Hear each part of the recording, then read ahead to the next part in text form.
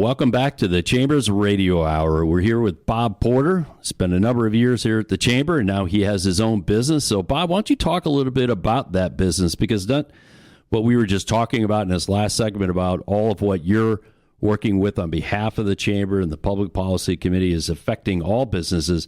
But you have special resources and background that could be brought to bear for businesses here in St. Johns County. So tell us more about that. Well, I've been a lobbyist for 35 years or so.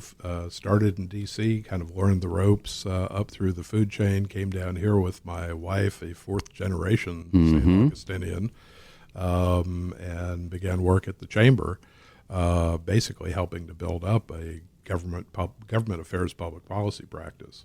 And after 10 years with the Chamber, I decided to go out on my own because I discovered a need among St. Johns County businesses in whether it's dealing with the county government, dealing with the city governments, dealing with Tallahassee on behalf of certain businesses. Folks want to do what they do. They want to run their business. They want to make money. They want to provide for their family. They don't want to spend a lot of time trying to learn what took me 35 years to learn, which is process and how you get stuff done. So I opened the Anastasia Island Group on January 1st with the Chamber actually as my first client, so I'm continuing to do all the public policy work along with Scott for the Chamber, but hope to branch that out to other local businesses in St. Johns County who basically find dealing with government a massive headache, which it can be, but that's the headache I like. I'm very much a problem solver on an individual basis, so that's kind of who I am and what I'm doing. Got an example of how you would help specifically? Like I remember you telling me, we had lunch not long ago about a business trying to go through some of the different hurdles they have to cross. Maybe it's a restaurant, maybe it's a company expanding here in the community. Yeah, I mean, it's funny. When I was at the Chamber, we used to do monthly or quarterly, I guess, a meet and greet with our new members, and it got around to me and kind of what do we do for you from the public policy side.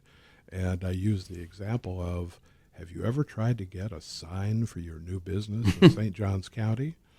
I said, you would rather go to the dentist and ask for no Novocaine and have all your teeth pulled than to have to go through that, because people who don't know, they just want to run their business. I mean, they've put their whole life savings into something, they've set it up, and their last thing is to get a sign announcing where they, that they're there and they're open for business.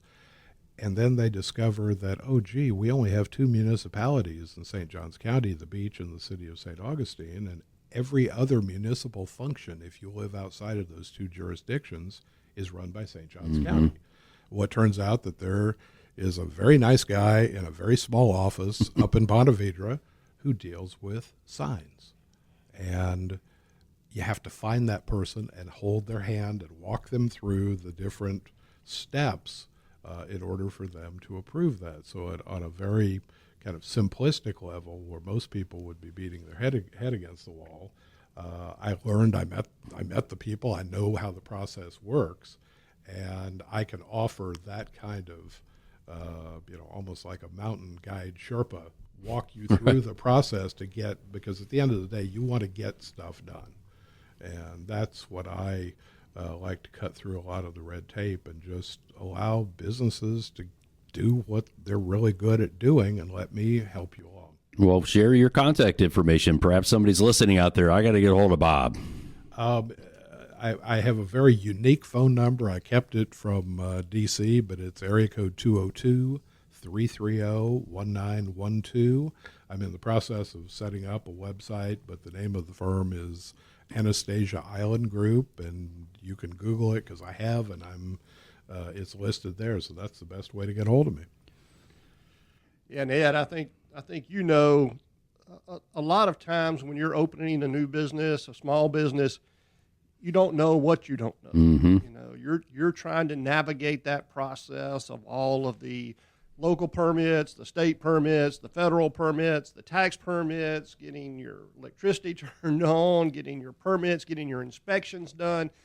And it helps to have somebody with knowledge in that area that can really help guide and facilitate that process. So that Bob's a great resource in that regard for helping people understand that process. And you take that out to a larger level. The Public Policy Committee with the Chamber, Beth Tate chairs that for us. Ed, you sit on that committee. And one of the things that we do every year is put together our policy priorities. And, there are 4 quick bullet points, but it's economic development and competitiveness, workforce development and housing, infrastructure and transportation, and tourism, which happen to coincide with a lot of the same legislative fights that we are working through and wanting support for, not only for us, but for all businesses in St. Johns County, which is what the Chamber does. We're here to advocate for business and represent business. So, Bob, I think the next big item on the agenda is tourism and what's happening there. Well, what is happening there? There was a bill introduced early in the session which went pretty much unnoticed that basically would require all tourism development councils, and I think there's 62.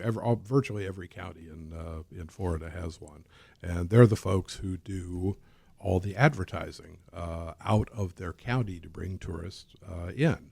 And the way that they fund this effort is through what is commonly known as a bed tax, but it's a tourist development tax. In St. Johns County, we're now at 6%. I think. Yes, right. I had to think for a second. We're now at 6%, which you will see if you go to any hotel. It's collected by lodging, whether it's a hotel, an Airbnb, or whatever, and it provides money for the tourism sector, which, by the way, is St. Johns County's largest employer, and it contributes the largest amount of dollars to our economy every year. The Visitors and Convention Bureau actually has the contract to promote St. Johns County around the world, and they do a fantastic job. Anybody who went to Nights of Lights this year will understand sometimes too much of a good thing is too much of a good thing. I mean, they've done their job really well. But in the whole context of the state government trying to figure out how they're going to balance the budget,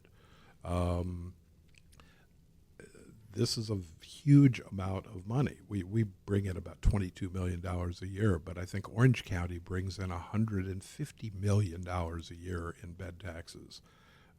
Hillsborough County brings in a couple of $100 million in bed taxes. Those are real dollars to legislators. And somebody had the bright idea to make a pitch that, gee, we'll cut your property taxes by X amount of money, and we're going to wind down the tourist development councils around the state and require the counties to backfill their own budgets that they're going to lose all this money from when you cut the property taxes to help pay for municipal services. And it's such a distorted idea that you can kill the golden goose, basically. I mean, tourism is the number one contributor to the economy in the state of Florida. Why would you possibly want to do something that would discourage people from coming to St. Johns County? It's also particularly important for smaller counties.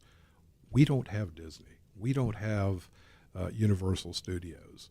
What we've got predominantly are a bunch of small businesses who need people to come to St. Augustine, to come to St. Johns County, to come to Ponte Vedra.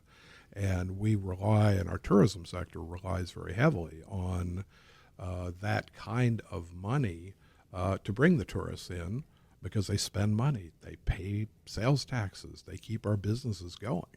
And why you would want to kill that golden goose is beyond me. But that's, when you're talking about those kinds of dollars, the legislators, it gets their attention. And, who knows how that ultimately is going to end up. Whereas Scott said, we're in the last week of session where the legislature is looking for dollars any chance that they can get. I mean, they're looking under the couch cushions to try to find the pennies to pay for programs. And unfortunately, tourism development has been caught up in that hunt for dollars, and it will come right down to the wire by the end of the session whether or not that is successful. I ultimately don't believe that it will be as draconian as is being planned right now, but we'll have to wait and see. My crystal ball is a little cloudy right now. Well, Bob Porter, thank you. And check out our recording of this, by the way, is out on the St. Johns County Chamber of Commerce website, so you can listen to more about what Bob was talking about relative to all things on the legislative front. And if you're a business owner who needs some help, get a hold of Bob. We have one last break. We'll be right back.